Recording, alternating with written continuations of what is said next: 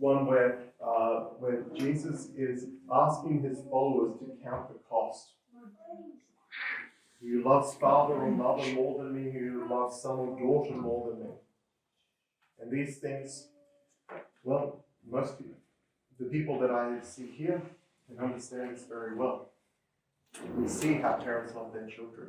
We see how children love their parents. There is little, I think, that could be greater than the love of those that we are related to, and yet, the love that we are to have for Christ is still greater again. He gives them these commands, these directions, and then goes out and preaches. It's not only these directions, there's more. It's at the end of chapter 10. It's well worth another read. And then he goes out and preaches. Then he goes out to various cities, various towns, goes and preaches. It's important to count the cost.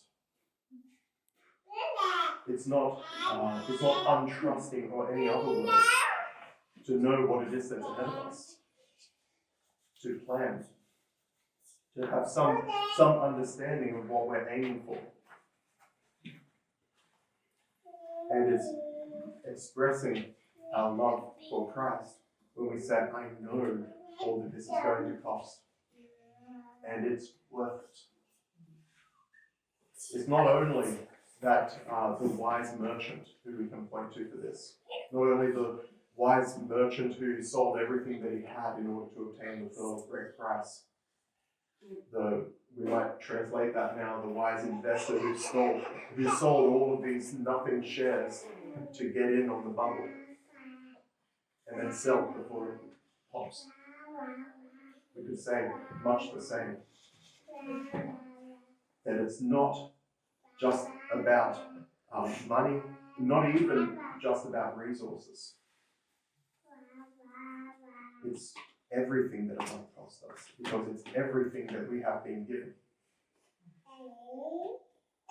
That's what it is to be loving. To be loving in this conception is to be self-sacrificing. I know that you've all heard me speak about this before, that when we talk about love in the New Testament, usually it's translating that word for love that means self-sacrifice. It means to give of oneself. It's not just to give of the cream of the top.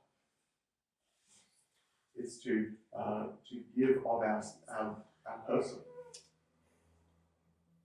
Because we can talk about money all we like. We can talk about our material possessions all that we like. The great poverty for many, many people, particularly in our society and culture, is time. It's the time that we spend with each other. The time that we invest in each other, not just sitting in each other's presence, but properly and fully with each other, with everything that means. When we're starting this endeavor, newly blessed by His grace, of not only being a group of parishioners, a pastoral group, but of being an outreach, of turning our attention not from Brisbane to its northernmost parishioners, but its northernmost parishioners taking on that responsibility, taking on that the eyesight for the local community. There's a great cost to this. Financial is, well, yes, it's probably part of it. But it'll be the time.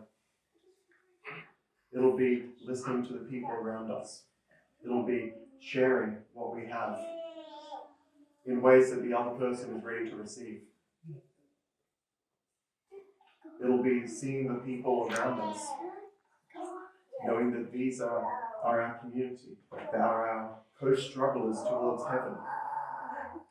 In a very close sense, our family, our household, and then broader from there, and broader from there. Well, these are the people geographically closest that we can share this journey with.